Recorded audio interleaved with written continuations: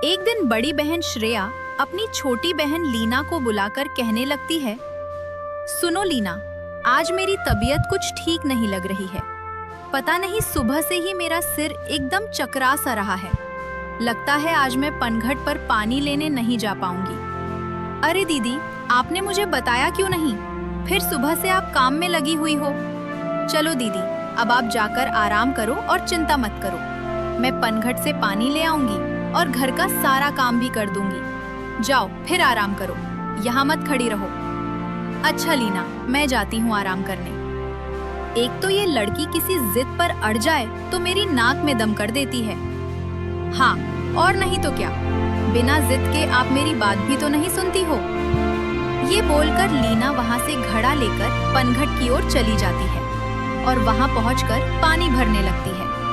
तभी उसकी सहेली मेघा वहाँ आती है और लीना से कहने लगती है, अरे लीना, बहुत दिनों बाद तुम यहाँ आई हो। क्या बात है? तुम्हें पता है, इतने दिनों से मैं तुम्हें ही याद कर रही थी। ये तो भला हुआ तुम यहाँ मिल गई। अच्छा बहन, अगर मेरी इतनी ही याद आ रही थी तो सीधा मेरे घर चली आती और मुझसे मिल भी लेती, मगर तू बस बातें करना जानती है। नहीं लीना, तुम ऐसी बात मत बोलो। मैं तो सच कह रही हूँ कि मुझे तुम्हारी याद बहुत आ रही थी, मगर मैं घर के कामों में इतनी व्यस्त थी कि आ ही नहीं पाई। अच्छा ये बताओ, तुम्हारी दीदी की जगह तुम क्यों आई हो पनघट पर? वो क्या है कि मेरी दीदी की सुबह सुबह तबीयत खराब हो गई थी, तो मैं उनसे जिद करके उन्हें घर पर ही आराम करने का बोलकर उनकी जगह यहाँ पानी लेने आ गई। अब बताओ, इतना तो मैं कर ही सकती हूँ दीदी के लिए। हाँ, तू सही कहती है, बीमार दीदी की सेवा करना तो परिवार का धर्म है। अच्छा लीना, अगर तेरे पास समय हो तो मेरे साथ जंगल चलेगी? तुझे बहुत ही बेहतरीन जगह दिखानी है। ऐसी कौन सी बेहतरीन जगह होगी भला हमारे जंगल में? पेड़ों और जंगली जानवरों के अलावा तुझे कोई जरूर भ्रम हुआ होगा। अरे मैं ही नहीं, ये सच है, आंखों देखी बात बता रही हूँ।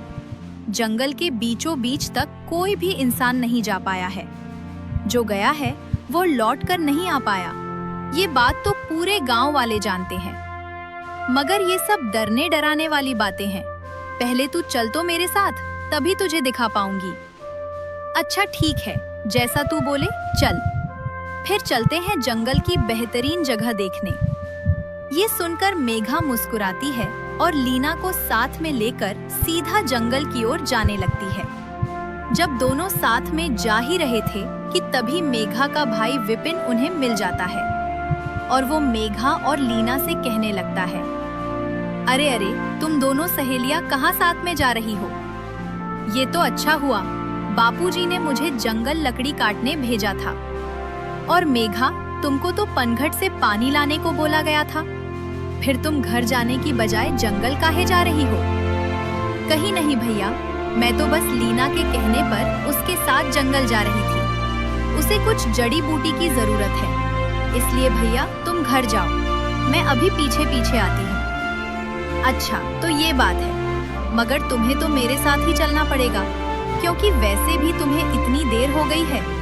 घर में बापू परेशान हो रहे होंगे। चलो अभी के अभी साथ में। लीना खुद जंगल जाकर जड़ी बूटी ले लेगी। ये सुनकर मेघा लीना के कान में धीरे से बोलती है, मुझे माफ कर दे लीना, तू तो जानती ही है मेरे भैया कितना गुस्सा करते हैं।